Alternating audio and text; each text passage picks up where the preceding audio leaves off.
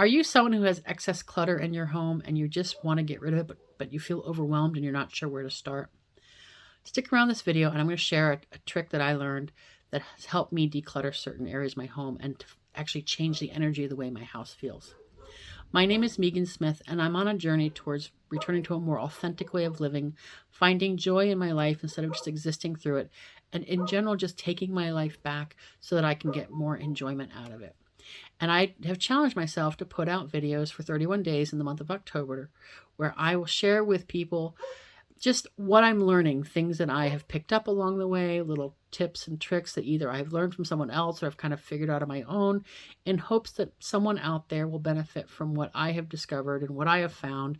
It's probably not earth shattering in any way, but I just want to share things that have helped me and so that maybe it'll help someone out there as well. So today I want to talk about cluttering, clutter in the home. If you've seen other videos, you may have seen that I've been decluttering my home, trying to get rid of stuff that I've collected over the years. I do tend to be more of a pack rat. I keep stuff way longer than I need to. And mostly it's because I think it still has some use.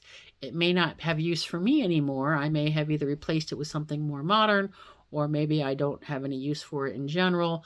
But the item itself, in my mind, can either be repaired, fixed, or it can still be used if I find the right person. So I will keep things thinking that either I'm going to need it in the future or I'm going to find just that right person to give it to. And it never happens. Very, very rarely does it happen. And what I've ended up with is an excess of things, just things. And half of them I can't even get to because they're in a box shoved behind a closet or under a bed. And things tend to pile up in corners. So, for example, today I was doing laundry, and I have in the corner of my laundry room were some old laundry baskets, the old hard-sided laundry baskets made of hard plastic. Now, I had replaced those probably 4, maybe even 5 years ago with collapsible laundry baskets because those are easier to store. I can put them upstairs in my closet. When I have my dirty clothes, then I can open them up, bring them downstairs, and they're much easier to store than the hard plastic ones.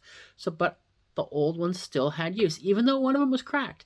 Even though one of them actually did have a crack in it, to me, in my brain, it was still useful because you can still put stuff in it. It's cracked. So they still were useful. And even though I didn't use them for my laundry, I decided I would put them aside until I figured out what to do with them. They had to have a second purpose or a repurpose.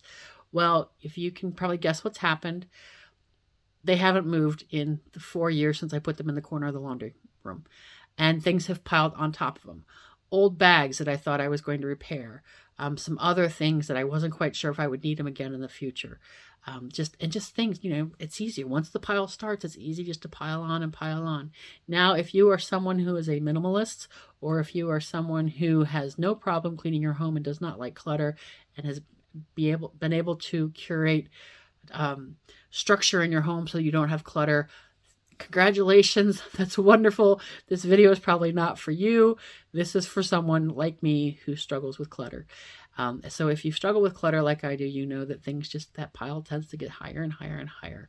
And so today I'd had enough. Like I said, I was down doing laundry, and I decided it was time to get rid of those laundry baskets, to go through whatever that pile was, to finally throw away that bag that I was never going to repair because it sat in that basket pile for 3, 4, 5 years, and it felt so good. And it only took me 10 or 15 minutes.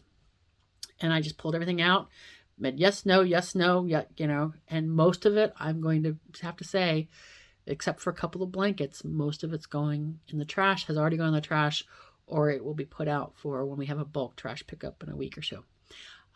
Even those laundry baskets, technically they still have use, but they're old, they're cracked, they're trash.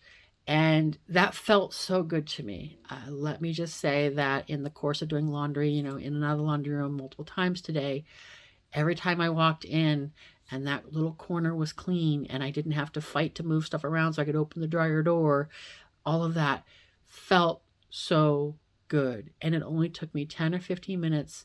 And the hardest part was deciding to let go of things that no longer served me. And I think that's a good analogy for life in general. I'm talking about physical objects, but I think in general for life, We need to learn to let go of things that no longer serve us. Sometimes we keep going back to the same places. We keep going back to the same people, or, just trying to do the same things that we've always done because it's comfortable. It's what we know.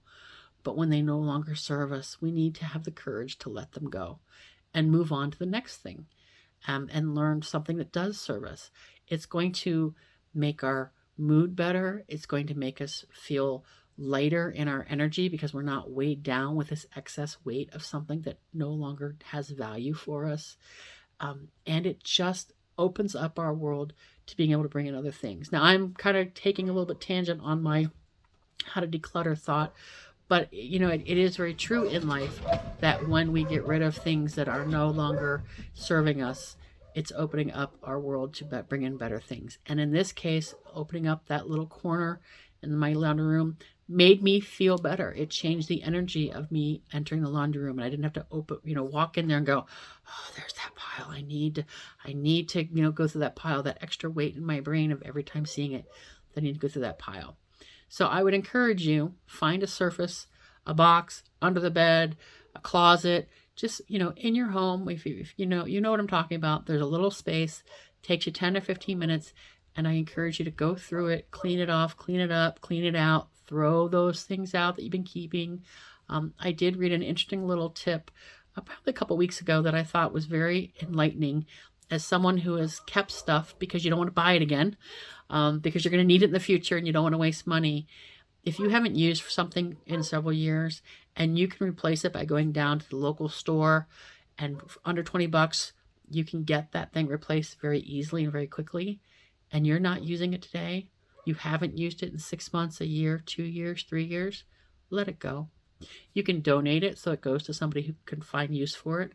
Or in some cases, if it's old enough or it's broken and you haven't fixed it yet, you're probably not going to fix it. Let it go. I can just tell you it's going to make you feel better in general when you walk into that room or see that spot and it's nice and clean and it doesn't have the clutter. Those are just my tips. I hope it's helpful for you. I hope this resonates with someone. If it doesn't, feel free to skip to the next video, find something else that does resonate with you. Like I said, these videos are what I have found helpful, and I'm hoping that they will resonate with someone else out there, but they're not for everybody. So I hope that you find some help there. If you have any other comments, maybe tips you have for decluttering, feel free to add them to the comments.